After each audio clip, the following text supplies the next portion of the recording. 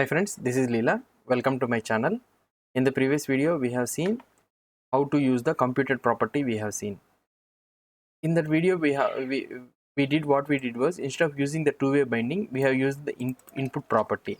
And for that input property, what we have did is we have appended the method name. These method names we are exporting here. Instead of writing this input event here, why can't we use this two-way binding? So we can also use the two-way binding. How we can use is, instead of writing like here, so this first name refers to this first name, right? So what we can do is directly we can write v hyphen model is equal to first name. Okay, so we can write like this also. And in the same scenario, what we can do is here also we can do v hyphen model is equal to last name, and we can implement like this: v hyphen model is equal to first name, and also v hyphen model is equal to last name. We can implement like this. Now that means there is no need to use this change first name and the change last name. So why? Because all the binding and all those things Vue.js will be taking care of. So we can remove directly this one, and also we can remove the change first name and the last name here also. Now if you try to check the output here, if I click refresh, okay, if I click refresh and if I try to change something here, it is not changing. Why? Because what is the reason it is happening is, here we are using the first name and last name here bindings. So the template, in the template we are using the first name and last name, but we are not exporting that first name and last name. So you need to remember that in the composition API, whatever the variables you are using in the template, we need to export it. So here let's try to export the first name and also the last name. So these two are the ref variables. We already have this ref variable, right? So we are exporting that ref variables. Now if I refresh the page and if I use the first name and last name, see, successfully. So by using the v-hyphen model two-way binding, we have successfully exported this one. Okay, and now another one what we need to do is, so now in this video, so in up to now in the composition API, we have seen the computed property, ref, reactive, data properties, and the methods also we have seen. How to implement the methods also we have seen. Now next one what is remaining is the watcher. So if you want to implement the watcher property, watch thing, how if you want to watch the variable, how can we implement in this composition API? Let's try to check. So now here let's see, I am having one div. Okay, here I am showing the age.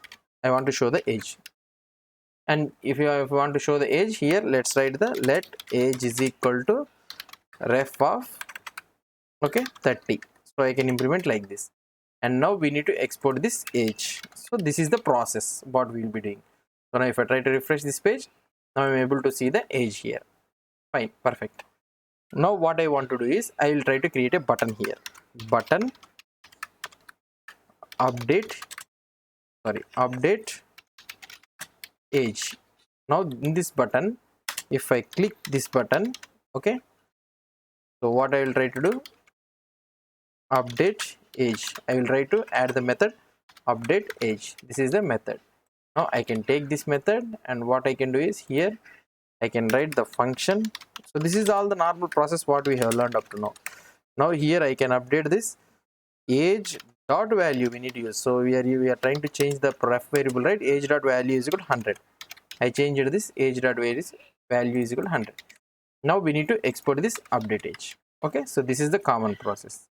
Now if I try to check this one, if I refresh this page, okay, now if I try to click on update age, so we are able to see that it has been updated to 100.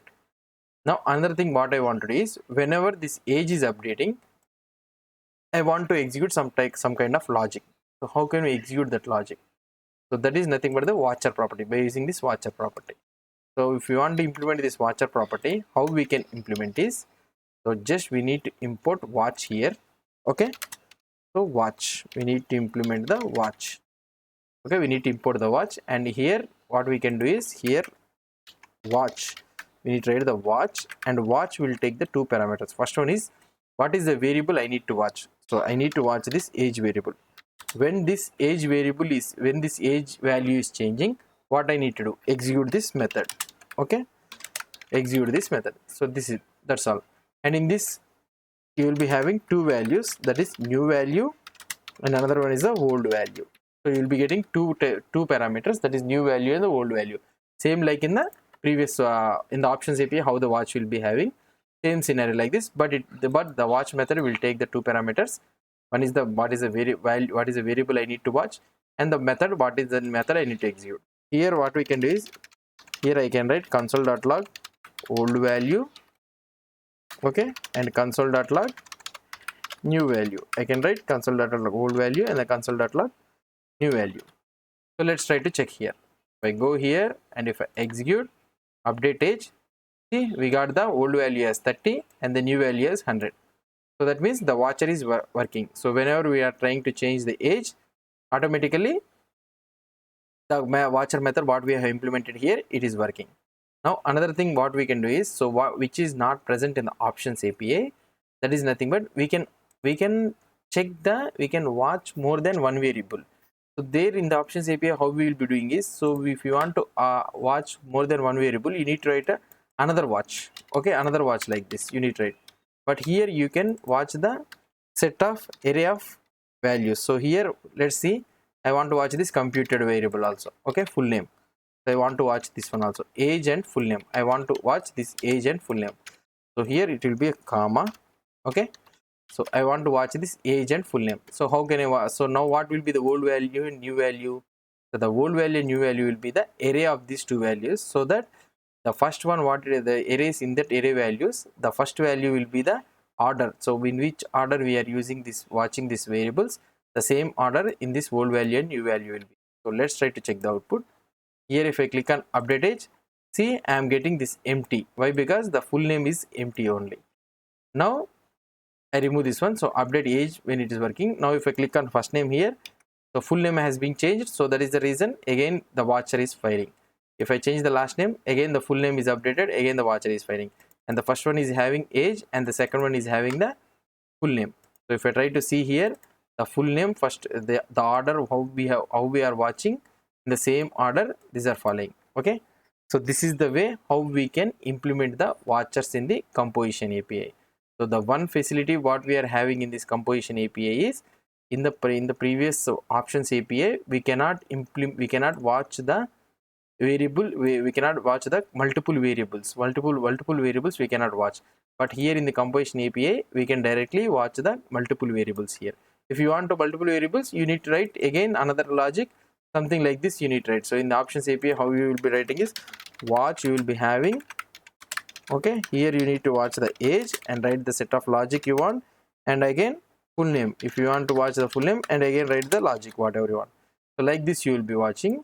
But here in this composition API, you can directly watch the array of data, array of values, whatever we want, and you can watch this one and you can execute this one, okay. So this is the watcher, how we will be implementing the watcher in the composition API. Hope you understood about this one.